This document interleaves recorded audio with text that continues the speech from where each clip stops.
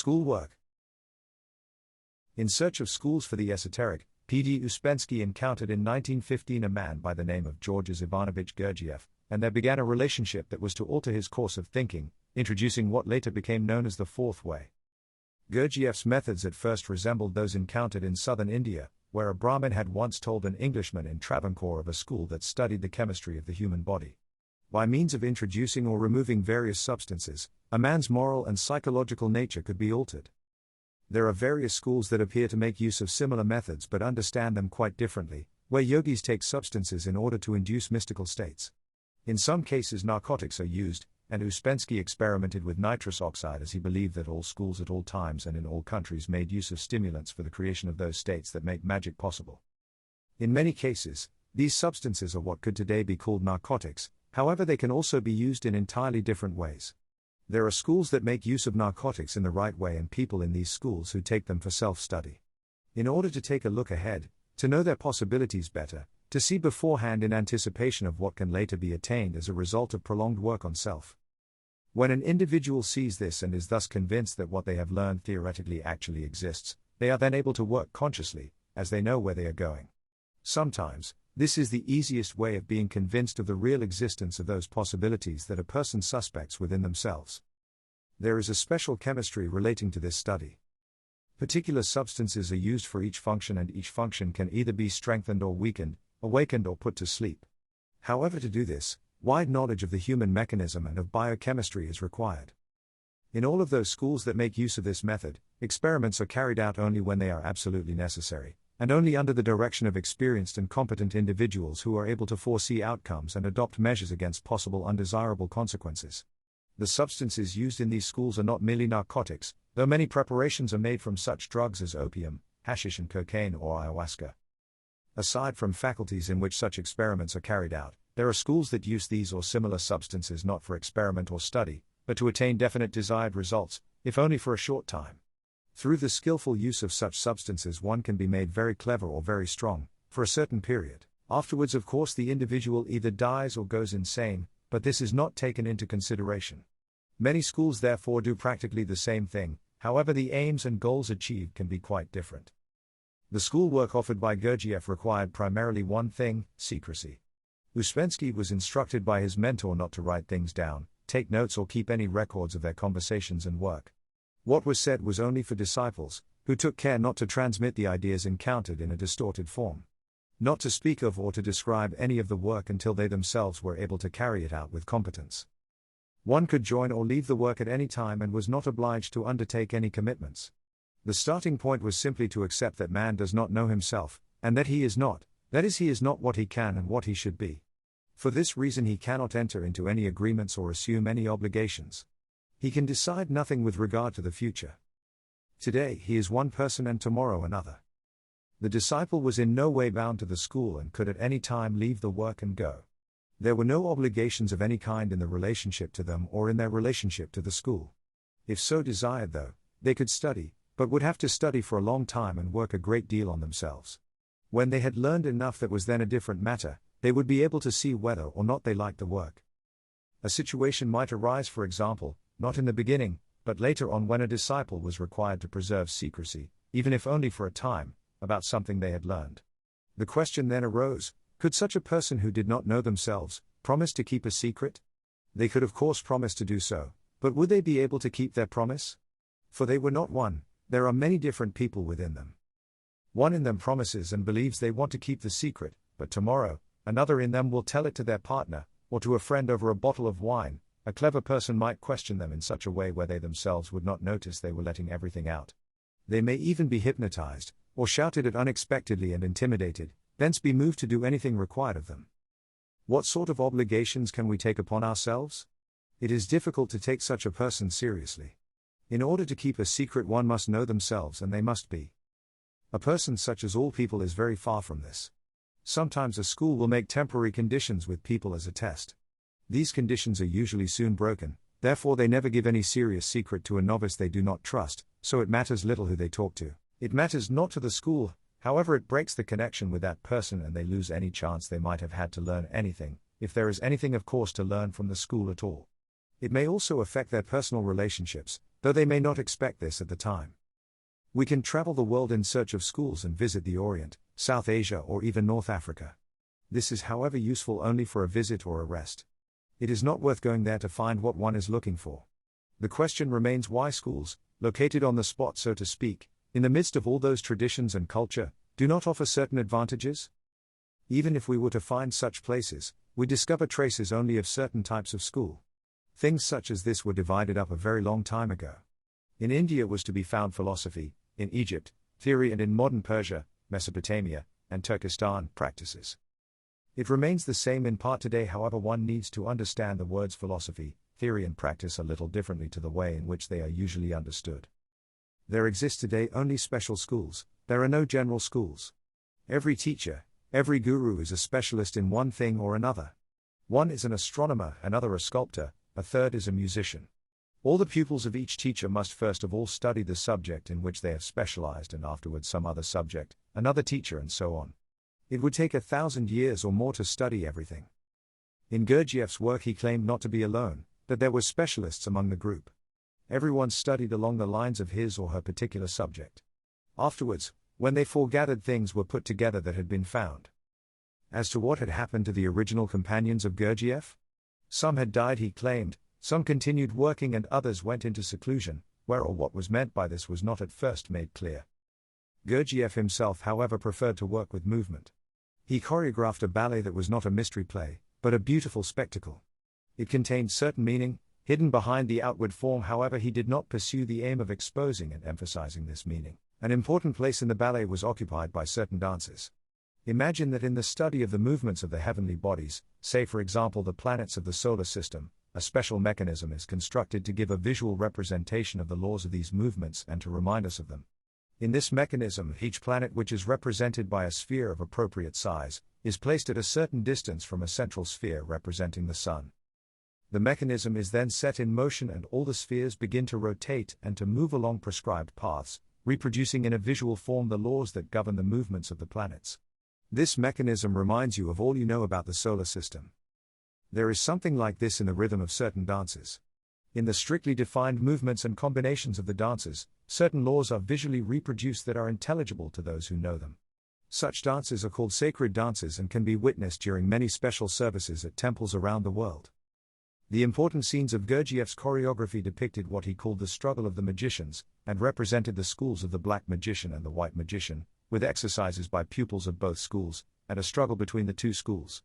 The action took place against the background of the life of an Eastern city, mingled with sacred dances, dervish dances and various Eastern dances, all interwoven with a love story that itself had an allegorical meaning. The same performers were required to dance and act in the white magician scene as in the black magician scene. They themselves and their movements had to be attractive and beautiful in the first scene, and both ugly and discordant in the second. In this performance, pupils were expected to observe all sides of themselves, a task of great relevance to the work of self-study and of self-consciousness. In a world characterized by the mechanized development of large first-world cities, it was considered by Gurdjieff impossible to live amidst the immense whirling and mechanical metropolis without people turning into machines, becoming perfect mechanisms themselves. However, the question then arose, could such people think, and if they tried to think, could they then become such fine machines? The answer depends upon which mind they use for their work. If they use the proper mind, they would then be able to think even better in the midst of all their work with machines, but only if they were able to think with the proper mind. The mechanization encountered in modern cities should not be considered as dangerous. A man may be a man, while continuing to work with machines. There is, however, another type of mechanization that is far more dangerous, being a machine oneself. It is necessary to realize that all people themselves are nothing more than machines. The people we see around us every day, from all walks of life, are simply machines, nothing more. We think that we are something that chooses its own path, something that can stand against mechanization and believe that not everything is equally mechanical. Our art, our poetry, thought and phenomena are just as mechanical as everything else that surrounds us. Men are machines and nothing but mechanical actions can therefore be expected of machines. There are people, of course, who are not machines, however we do not know them and they are not the people that we see around us every day. We think that some men are primitive, that there are mechanized people, that there are intellectual people and there are geniuses. People appear on the surface to be most unlike one another, however the real difference between people we do not know and cannot see. The differences we imagine simply do not exist. All the people we see, all the people we know, all the people we may get to know, are machines. Actual machines working solely under the power of external influences, machines that are born and machines that die. Several thousand or million of these machines sometimes try to annihilate or dominate one another. In this, primitives and intellectuals are all alike. However, there is a possibility of ceasing to continue to be such a machine. It is of this that we reflect, and not about the different kinds of machines that exist. There are different machines, of course. A motor vehicle is a machine, a computer is a machine, and a gun is a machine, but this has little relevance.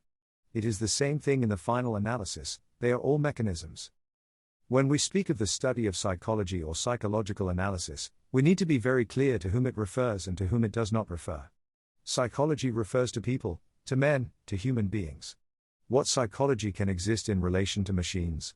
Mechanics, not psychology, is necessary for the study of machines. That is why we need to begin with the study of mechanics, and it will take some time to arrive at the study of the psychology of a man. The question then arises, how can we stop being a machine? It is possible to stop being a machine, however, for that to happen it is first necessary to know the machine. A machine, a real machine, does not know itself and cannot know itself. When a machine knows itself, it is no longer a machine, at least not such a machine as it was before. It already begins to be responsible for its actions. Only a man can be responsible for his actions, a machine cannot be.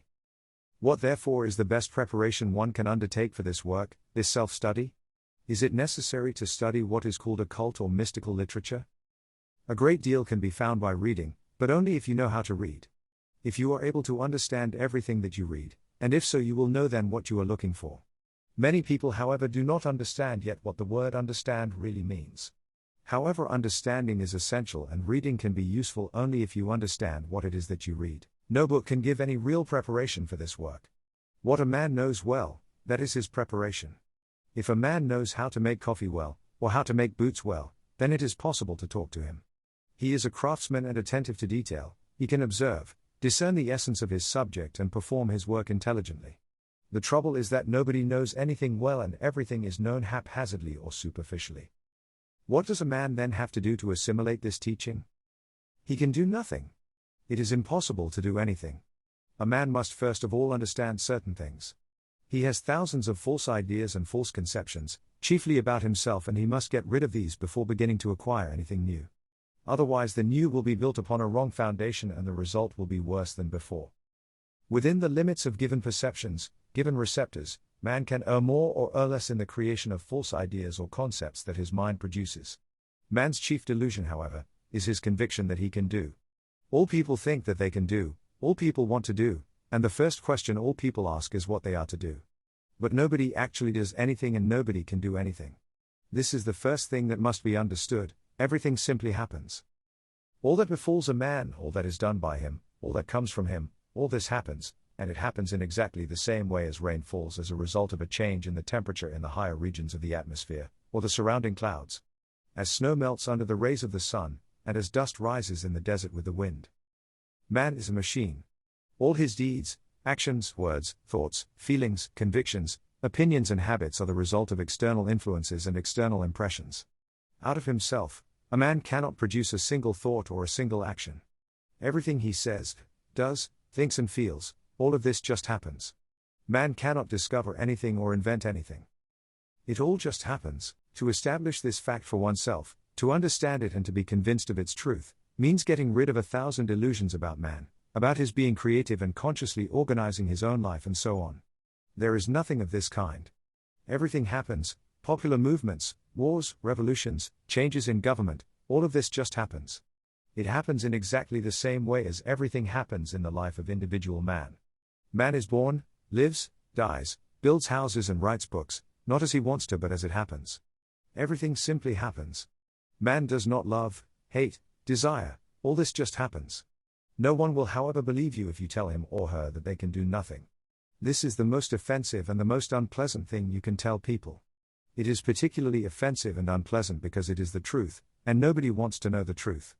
It is one thing, however, to understand this with the mind, and another thing to feel it with one's entire mass, to be really convinced that it is so and never to forget it. With this question of doing, yet another thing is connected. It always seems to people that others invariably do things wrongly, not in the way they should be done. Everyone seems to think they can do something better. They do not understand and do not want to understand that what is being done and what in particular has already been done in one way, cannot be and could not have been done in any other way. People talk about world peace, world hunger, AIDS and global warming or climate change. Everyone has their own plan, their own theory. Everyone finds that nothing is being done in the way it ought to be done. The way he or she would do it, if given the chance to play king or queen for the day. Everything is actually being done in the only way that it can be done. If one thing could be different, then everything could be different, and then perhaps there would have been no war or famine or pandemic in the first place. Everything is dependent upon everything else, everything is connected and nothing is separate, nothing operates in isolation. Therefore everything is going in the only way that it can go. If people were different, then everything would be different. They are what they are, so everything simply is what it is. There is absolutely nothing that can be done about it. In order for anyone to do anything at all, it is necessary for them to be, and necessary for them to understand what to be actually means. It is not possible to talk in ordinary language to understand these ideas. One has to learn to use a special language, because in that language it is possible to understand one another. In the everyday language in which people speak at present, they cannot understand one another. Then we must learn to speak the truth. This may also appear strange, as we do not realize that one needs to actually learn to speak the truth. It seems to us that it is enough to wish to or to decide to do so. People comparatively rarely tell a deliberate lie. In most cases, they think they speak the truth, and yet they lie all the time, both when they wish to lie and when they wish to speak the truth. They lie both to themselves and to others.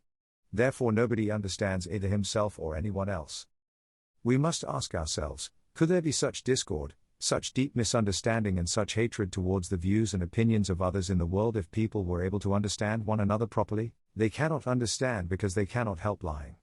To speak the truth is the most difficult thing in the world. One must study a great deal and for a long time in order to be able to learn to speak the truth. The wish or desire alone is not enough. To speak the truth, one must know what the truth is and what a lie is, and first of all, within oneself. And this, nobody wants to know. We allow other people to take advantage of us because of this, unconsciously of course, because we are constantly trying to consider everything, to juggle all these lies around us. If we did not consider them, then everything would be different and they themselves would be different.